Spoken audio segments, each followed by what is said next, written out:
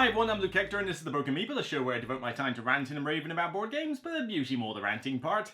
Not a lot to say in this video really, because, well, this expansion for Inventors of the South Tigris, continuing my trilogy of this, well, actually no, quadrilogy of this series, is not exactly the biggest expansion to go for, so the video would probably be about 2 minutes long if I just devoted it solely to the expansion.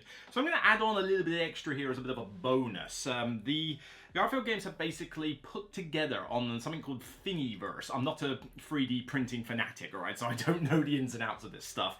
But Thingiverse, I'll put a link to the webpage. They basically put some official inserts, designs, for 3D printing, for inserts for inventors, and for scholars of the South Tigris, not for wayfarers. I have both of them. You might have even seen one or two of them take little pot shots in my Instagram photos, particularly for scholars. And so they are very good. I have got them and they are in these boxes. So I figured, you know what, as well as talk about briefly what the expansion to Inventors is, I thought I might just show off what this insert for Inventors is like. I'm going to allow this. Can't really get out Scholars at the moment, but Scholars is, you know, a very good insert. It works very well. Everything stores in there nice and neat. But Inventors was one where it was really packed in. Like, you had to really go Tetris mode in order to figure out what on earth you were doing with these. So this is just to give you a little glimpse as to what they are. But yes, you have to go there, you have to get the files, and then you have to put them into your 3D printer and print them out, and then magic happens. I don't know. 3D printing is, you know, something I am not involved with. I don't want to get involved with. I just pay somebody for the materials and get them to do it. It's a lot easier that way. But here we go. So Inventors of the South Tigris. So this is just showing off the insert right now. So I've got a few little player aids that I've printed off personally.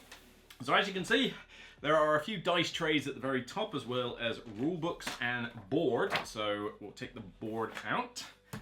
So the dice trays have to go basically on the top, and I mean, you probably could get away with storing this vertically, but honestly, this box is pretty heavy at the best of times, as well as even heavier with this insert, so I'm not sure I would recommend putting it vertically anyway.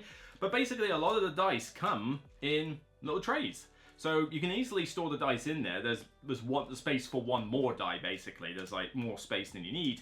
But it means that you can easily get your fingers in there and pull the dice out, which is something that Scholars forgot to do with that one. But, you know, when you're trying to set the game up, it's so much easier just to put these little trays out on the table for the various dice, rather than having to muck around with baggies and stuff. It really does help. And so below there, you've got, you know, tray for little tokens as necessary. You've got all the, the end of round tent tiles in here. You've got cards, you've got more cards in here. You've got player pieces in these ones. You've got the player boards in this section. I'll just whip those out. Whoop, come on, there we go. Nice that. Those four gone. So now, whoa, you gotta be careful because obviously this stuff slide around. So let's take those two out for the moment.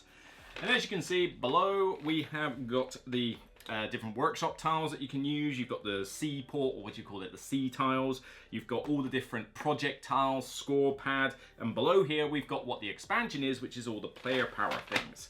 So just to go very simply, you've got two trays here for the various cards. So you've got the inventor card, and you've got all the other various cards that the game has. The player pieces, let's show off one of those at the moment. So it's quite an intricate design, and you do have to package these in like kind of properly when you get round to doing the main thing. But you've got a little side compartment for the ship and the little like tent sort of meeple things, yeah, your workers that you put out. Your main tiles for your board, you know, the little conveyor belt system goes at the top. And then below, you do have to put these in a particular way. You've got basically the tent figures or whatever that you use. You've got the little tiles for your camels, you've got your inventor tiles, and if I take out the inventor tiles, which sit very neatly on the top, below you will basically have your like little influence tokens, you'll have your inventor tokens, and take this one off and you've got your dice, which, you know, you do have to arrange quite nicely in there. So there is an art, you know, and there is a way that you're supposed to do it. You can't just chuck the pieces in there willy-nilly, but it's not that big a deal. It's not difficult. You can easily remember how to do it, and it does make this so much neater. I mean, look at that. It's so much neater. There we go. And then we got a tray down there for coins. So I've got metal coins. They fit in there just fine. But as you can see, this insert is pretty dang solid. I mean, this is so neat, so gorgeous, and you know, it's just, you can print it in whatever color you happen to have the materials for. I've got this one in yellow, I think my Scholars one is in orange, and yeah, cool blimey. Inventors was a nightmare to set up with, you know, with baggies and everything like that. The expansion made it so I don't think you would be able to fit everything into the main box. I mean, if you could try to fit everything into the main box with the expansion, but I mean, if you thought your Tetris skills were going to be put to the test before, they are really put to the test if you try to do that. I tried it, I couldn't really make it work, at least not in a feasible manner, so I had to put everything into the original box, and then use the side box for a few other things. Not something I'm keen to do. With these inserts, everything and the expansion, this includes Scholars as well, goes into the box. If you have a friend who has a 3D printer, or you have a 3D printer yourself, I cannot stress enough how much you should arrange to get these two inserts for this and Scholars printed. They really are that good, okay? And given that Folded Space and E-Raptor and all that lot haven't come together to make inserts for these, you know, you kind of need to do it this way. So yeah, in terms of the inserts, if you're willing to do the 3D printing yourself or get a friend to do it, these are frankly 10 out of 10 inserts. I can not really fault them. We just make boxes here. So moving on to the expansion, well, this is it. It's literally one sheet for this. It's kind of insane, really. You know, this is what you might think at first glance, what is the point of this expansion? But the setup is basically, for the most part, just some rules to tell you how to use the expansion and setup, and then the rules are all on these boards. This is player powers that you have in order to play the game. Because normally what happened in the previous game is that you had a short game and a long game. Get 3 rounds for a short game and 4 rounds for a long game. Now, the long game was the way you ought to play it, but it did mean it was quite a long game, and this is definitely the most complex of the Tigris trilogies. In fact, it's the most complex Garphill game they've released. Check out my review for more details on that.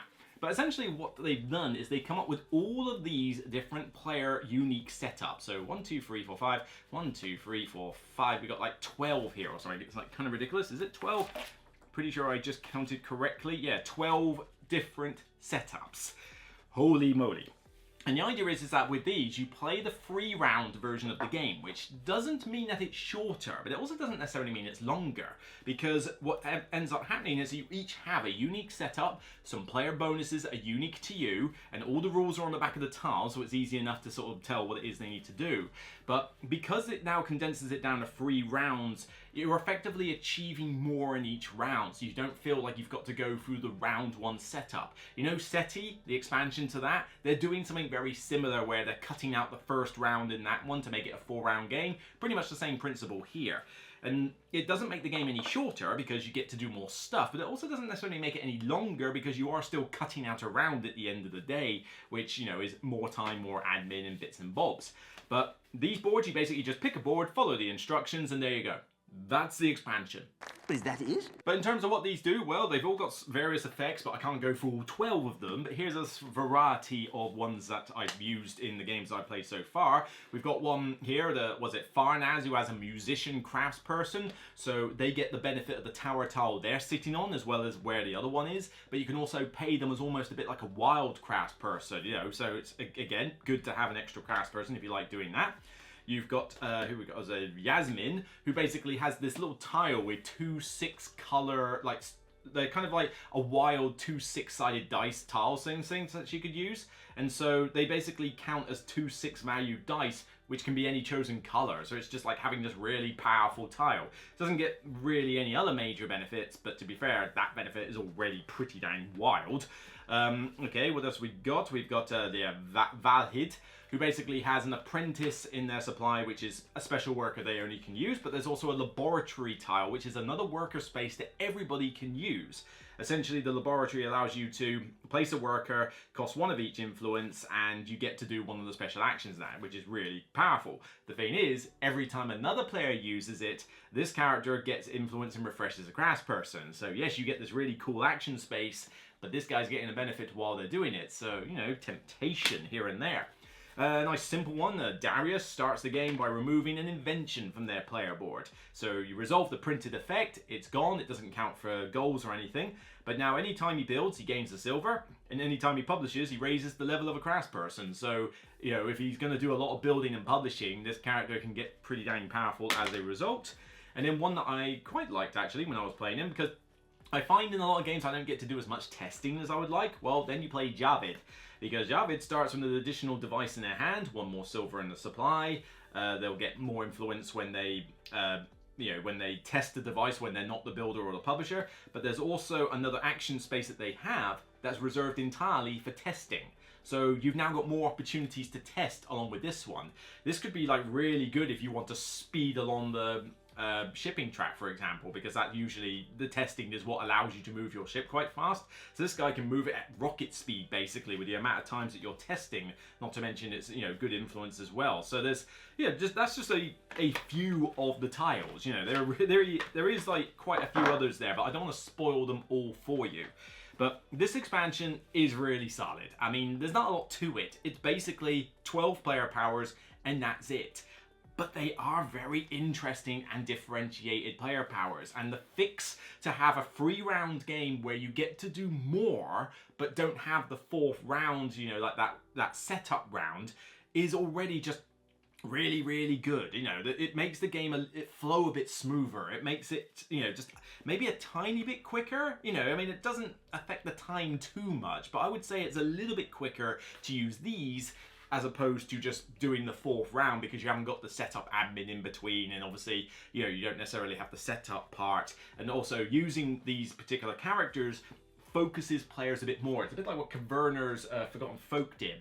Because you could teach Caverna with Forgotten Folk, because the player powers in that kind of goad you into playing a certain way. If you're going to play the rock people in Caverna, your chances are you're not going outside to farm, because they can't do it very easily. So, okay, I know I should stick in my cabin and build more of those, Well, this is the same thing here. If I give you the character who has an extra testing space, well, then maybe I should do a bit more of that this game. If you've got somebody who says, I get more bonuses when I build workshop tiles, well, okay, my focus is to build a really good workshop. It gives you a long-term, kind of like a long-term plan for what you should be aiming to do in the game. It doesn't necessarily tell you how to do it. It's not going to hold your hand or anything, but it's enough to give even a new player to the game just that little bit of guidance, just to say, look, this is what you're good at. Try doing what you're good at and see what happens. A nice, easy way to help them learn the game. I would definitely pretty much always use this. There's no reason I wouldn't use this expansion, because it doesn't really add any extra complexity to the game. If anything, it makes life a little bit easier for newer players, and it just adds a really cool amount of variety for both solo play and multiplayer. I really enjoy it. Is it essential? I guess it kind of is. Well, no, not really, because, I mean, if you gave me Inventors of the South Tigris and told me I'm going to play this game, and I don't have these player powers, then I'm not going to say, well, the game sucks now. I still love Inventors, but this is definitely an expansion where I'm like, yeah, if it's here, I'm going to throw it in, like, no questions asked. Giving it a full 9 out of 10. 9 out of 10, this is, alongside Scholars, this is a brilliant expansion. I'd probably say Scholars is the better of these two expansions so far. I think Scholars is probably my favorite of these 3 so far, because of just how much of an impact it has on that game. This one is still bloody good and comes close, but it's, it's a relatively small expansion, but it does have a big enough impact as well. So, you might think, well, I got a bit more content in Scholars compared to this one. You are basically just literally getting 12 tiles in a tiny sheet. There's only so much here. But yeah, it's a great expansion. If you love Inventors, this is pretty much a must-buy. Shut up and take my money! So that's it for me on this episode of The Broken Meeple. If you like what you see, then please thumb it up on YouTube and thumb it up on Board Game Geek when it goes live on the channel. By all means, check out my description where I will put a link to Garphill Games' Thingiverse, or whatever it is, for the inserts here. So you've seen the Inventors one in action. You can have a look on there and see what the Scholars one looks like. Both are great. I have both. They've been printed. I love them. I'm keeping them. And if they ever decide to do one for Wayfarers, I'm going to print that one as well. So hopefully you'll be able to get something out of it as well. So there's only one left, the Moon Saga expansion, where I've played through all the 3 games in the Moon Saga solo expansion rules. Is the Moon Saga worth it to play through all of the games in succession? Well, you have to wait for my next video to find out more. So take care, and remember, regardless of whether your name is Farnaz, Izadi, or Mashid, it's still only a game. So bye for now.